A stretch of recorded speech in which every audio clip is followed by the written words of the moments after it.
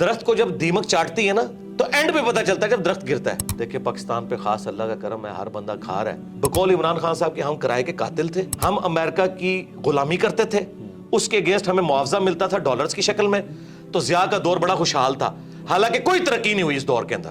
پاکستان میں poverty circle سے باہر نکلنے کا واحد ذریعہ اب تعلیم رہ گئی ہے. اس کا جیک لگتا ہے نا, یورپ امریکہ میں چلا جائے اعلیٰ تعلیم کے لیے, وہاں سے ریمیٹنس اس ملک کو بھیجے. اس ملک میں اب عام بچوں کے لیے کوئی نوکریاں نہیں ہیں. یقین کریں پی ایچ ڈی بچے اور بچیاں 30 ہزار کی نوکریاں کر رہی ہیں. باقی آپ گورنمنٹ سے, اسٹیبلشمنٹ سے, پولیٹیشین سے کوئی امید نہ رکھیں.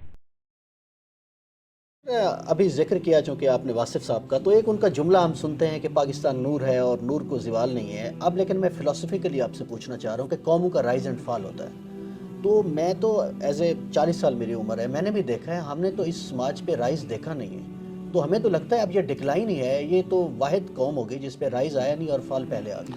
جی دیکھیں یہ سارے جذباتی جملے ہیں, ہم اس میں بلیو نہیں کرتے. یہ لوگوں کی جذباتی خواہشات ہیں. ہم بچپن سے سن رہے تھے دیکھیں پاکستان پہ خاص اللہ کا کرم ہے, ہر بندہ کھا رہا ہے اور پاکستان ختم نہیں ہو رہا. چل رہا ہے, حالانکہ ختم ہو رہا تھا میرے بھائی. وہ آخری وقت میں پتہ چلتا ہے کہ 4 سٹیج کینسر آیا ہوا ہے. درخت کو جب دیمک چاٹتی ہے نا تو اینڈ پہ پتہ چلتا ہے جب درخت گرتا ہے. ہم تو اس وقت بھی کہہ رہے تھے کہ یار ایسا نہیں ہے, اس کو روحانیت کے ساتھ نہ جوڑیں. لیس للانسان الا ما سعی.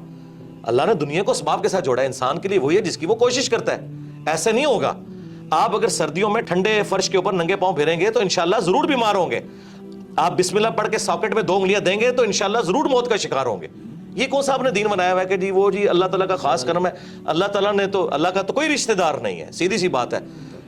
جب خلافت راشدہ ختم ہو گئی 30 سال کے بعد, ٹھیک ہے, بنو امیہ ختم ہو گئی, بنو عباس ختم ہو گئی, سلطنت عثمانیہ ختم ہو گئی, رومنز, پرشینز اور سب سے بڑی گریٹ برٹن جن کی حکومت میں سورج ہی غروب نہیں ہوتا تھا, وہ ختم ہو گیا. تو یہ بات بالکل جذباتی جملے. یہ جو پاکستان چل رہا تھا نا ابھی, وہ چل رہا نہ تو دعاؤں کی وجہ سے چل رہا تھا اور نہ یہ تھا کہ وہ ترقی کر رہا ہے. ہوتا یہ تھا بقول عمران خان صاحب کے ہم کرائے کے قاتل تھے, ہم امریکہ کی غلامی کرتے تھے, اس کے اگینسٹ ہمیں معاوضہ ملتا تھا ڈالرز کی شکل میں, تو ضیاء کا دور بڑا خوشحال تھا. حالانکہ کوئی ترقی نہیں ہوئی اس دور کے اندر. ہمیں باہر سے مل رہا تھا, بلکہ ہمیں یہ بیساکھیاں لگائی گئی ہیں. مشرف کے دور میں کہتے ہیں جی دیکھیں جی 10 سال تک 60 پہ رہا ڈالر. وہ اس لیے نہیں رہا کہ مشرف نے کوئی یہاں فیکٹریاں لگا دی ہیں یا کچھ کنٹریبیوٹ کیا اس نیشن کو. جی ڈالر, آج بھی سرکار ڈالر آ جائیں تو دیکھیں ملک دوبارہ خوشحال ہو جائے گا. لیکن میں یہ کہتا ہوں اللہ نہ کرے کہ اب اس طرح کے ڈالرز آئیں. ہمیں ایک بار اس بستی میں گریں گے پھر اٹھیں گے اگر اٹھنا چاہیں گے, نہیں تو ضروری نہیں ہے.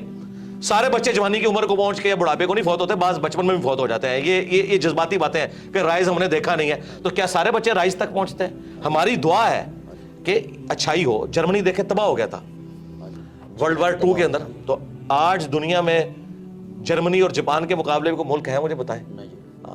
تو دیکھ لیں وہاں پہ فوجیں اس لیول کی نہیں ہے, پھر بھی لوگ رات کو بڑے آرام سے سوتے ہیں. بس آخری سوال ہے سر, نوجوان جو ہیں اس ملک کے وہی وارث ہیں اور وہی تعداد میں سب سے زیادہ ہیں. بس ان کو ذرا مخاطب کر کے, سیاست, معیشت, معاشرت سب تباہ ہے, تو ہمارا مخاطب تو وہی ہے, وہی کچھ کر سکتے ہیں. جی نوجوانوں کو میں یہ ریکویسٹ کروں گا کہ آپ لوگ جو ہے نا اپنی تعلیم کے اوپر توجہ دیں. پاکستان میں پاورٹی سرکل سے باہر نکلنے کا واحد ذریعہ اب تعلیم رہ گئی ہے. جس کا جیک لگتا ہے نا, یورپ امریکہ میں چلا جائے اعلیٰ تعلیم کے لیے, وہاں سے ریمیٹنس اس ملک کو بھیجے. اس ملک میں اب عام بچوں کے لیے کوئی نوکریاں نہیں ہیں. یقین کریں پی ایچ ڈی بچے اور بچیاں 30 ہزار کی نوکریاں کر رہی ہیں ڈیٹا انٹری آپریٹر کے طور پہ. اور اتنا دکھ ہوتا ہے جس کے پاس ریسورسز ہیں, جسے اسکالرشپ ملتا ہے, ملک سے نکلے اور یہاں پہ ریمیٹنس بھیجیں. میں یہ نہیں کہہ رہا کہ آپ ملک ہی چھوڑ دیں, یہاں پہ اپنے ریمیٹنس بھیجیں, اس ملک کی ترقی میں آپ کردار ادا کریں. اور یہ کوئی عیب والی بات نہیں ہے. اس وقت بھی آلموسٹ 1 کروڑ کے قریب پاکستانی باہر کے ملک میں بیٹھا ہوا ہے. اور اپنی تعلیم کے اوپر توجہ دیں. اور اگر کسی کے والدین کا کوئی کاروبار ہے تو تعلیم کے ساتھ اس کاروبار میں بیٹھنے میں کوئی آر محسوس نہ کریں. یقین کریں کتنے ان پڑھ لوگ ہیں جنہوں نے ہزاروں پڑھے لکھے نوجوانوں کو جابز دی ہوئی ہیں. آپ اپنے سرکمسٹانسز کو دیکھ کے نا جو بیسٹ پرفارم کر سکتے ہیں کریں, محنت سے جی نہ چرائیں. اور آپ جتنی اپنی ایفرٹ پٹ کر سکتے ہیں نا اپنا مستقبل بنانے کے لیے وہ کوشش کریں. باقی آپ گورنمنٹ سے, اسٹیبلشمنٹ سے, پولیٹیشین سے کوئی امید نہ رکھیں. بالکل کوئی دور دور تک حالات و واقعات یہاں نظر نہیں آ رہے ہیں. جس کا کوئی جیک لگتا ہے بھائی یہاں سے نکلیں اور یہاں آپ پیسہ بھیجیں. میں نکلنا وہ والا نہیں کہہ رہا جی ان کو چھوڑ دیں سرنے کے لیے, یہ میں نہیں کہہ رہا.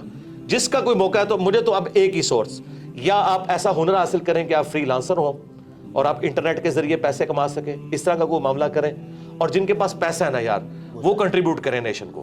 یار پیسے والے لوگ کم از کم سولر اپنے گھروں پہ لگوائیں تاکہ غریب لوگوں کو وابڈا کی بجلی سستی ملے. آپ لوگ بھی اگر وابڈا سے لے کے کھائیں گے جس میں سبسڈی ہوتی ہے شامل, تو غریب آدمی تک کس طرح سستی بجلی پہنچے گی. تو جتنا کو کنٹریبیوٹ کر سکتا ہے وہ کرے. پیغام تو بہت زیادہ دیا جا سکتا ہے, میرا خیال اتنا کافی. بہت شکریہ مرزا جزاک صاحب, اللہ بس یہی پیغام ہے جی, اپنی دنیا آپ پیدا کریں نوجوان. مجھے اجازت دیجیے, اللہ حافظ.